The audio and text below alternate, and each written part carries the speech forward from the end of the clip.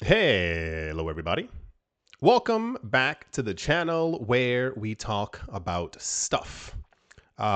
So welcome back to another edition of Some Things Happening.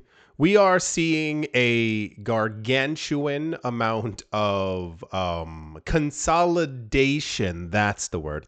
A large amount of consolidation within world markets right now. Sometimes I'll ask, I don't because legitimately don't know the number. How many of you are actually constantly paying attention to economic news and I don't want to say like rich people news, but it kind of also fits into the exact same thing. Over the last 3 years, it's become more of a topic just because it's a really big thing that I think more investors should probably be paying attention to, but many do not. Rich people are currently on a bull run of their own where they realize that we're kind of near the final stretch. Remember how I told you before, we are kind of used to some level of abundance in accordance with the laws of supermarkets and stores. You go into a store, they're going to have clothes for you to buy. You go into a supermarket, more or less, they're going to have an abundance of food for you to be able to purchase. There's often this kind of thing when it comes to assets as well. And there's this idea similar to years ago when I was like, hey, there's not a lot of Bitcoin left. And people were like, sure, whatever. And then we keep seeing the amount of Bitcoin on crypto exchanges dwindling. We see the amount of ether being accumulated by these companies. Like they're really doing their best to accumulate all of it. Not some of it. They want all of it, the entire share of it. And this is where we had a week or so before news about all the staking that's been going on, mainly with ether that's been in the news, but as far as like their levels of accumulation and then staking it. We are kind of at the point. Oh, also the other thing when it comes to corporate landlords, remember by the year 2030 to 2040, not that long, we're expecting these companies to kind of own all of the remaining stock of real estate. And that goes anywhere from the States, that's also in Canada, that's throughout Europe as well. Sorry, it's that time of year. It's just about time and accumulation as far as like it takes them time to accumulate, but after a certain amount of time, they will. Anyway, that consolidation is also heavily within the cryptocurrency space as well. If you've been paying attention to any of the news that we've been getting regarding companies who are buying other companies, there's a lot of accumulation that's currently taking place. The news that me, you, I, us, that we've heard from these companies is that this year we're going to see a veritable explosion in the amount of money moving into the space, the amount of money being staked, stable coins, and also for tokenization as like the final gigantic cherry on top as far as making money. The idea of tokenization has to do with, don't want to use the word democratization of finance because this is usually how it ends up getting touted. The idea is, well, you can buy a fraction of something and therefore every single person can have a fraction of it. But we already live in a world where there are many affordable stocks and people don't already buy those. We already live in a world where like crypto prices for certain coins might be expensive, but you still have other coins in the running that are between $1, $2, $3, $4, $5, and other people still aren't buying those. So what tokenization kind of does is allow more people to get into the market, but it's only going to really help one kind of sector, and that's namely cryptocurrencies. People in the cryptocurrency market, cryptocurrency companies, and people who kind of realize beforehand exactly what's going to take place as far as the actual level of wealth accumulation that's going to be possible. Without getting too deep into another topic, we talked about that a little bit before regarding automation. A lot of people love the idea of AI and love the idea of AI agents. Imagine like a little robotic person inside of a computer who's kind of like doing stuff for you all day. That's what the AI agent would kind of be. This would be, you would be able to rent one, have one, set one up that would essentially execute all of your orders over the course of a day. Hundreds of thousands, if not millions of times based on your income, how many assets you have, and the frequency of what you want to actually happen. So as you accumulate more crypto, we've gone over this before, we're just 1 minute.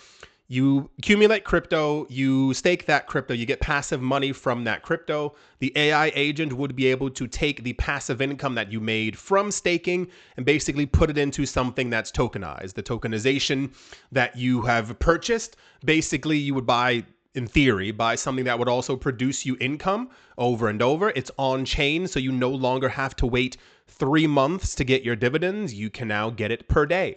If not per week, usually it's going to be per day. And that money kind of becomes cyclical. Every time you make money, it gets wrapped into something else, increasing the amount of assets that you have. This is touted as the next step for finance within the crypto space.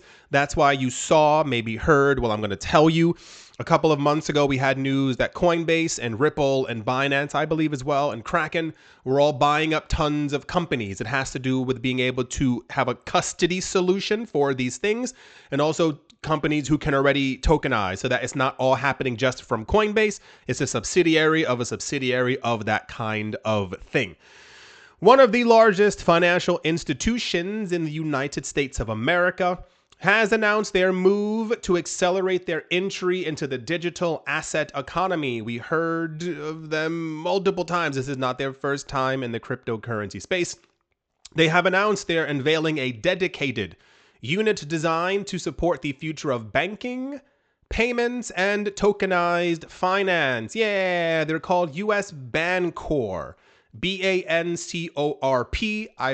My whole life, you don't pronounce the P, so it's Bancorp, not Bancorp.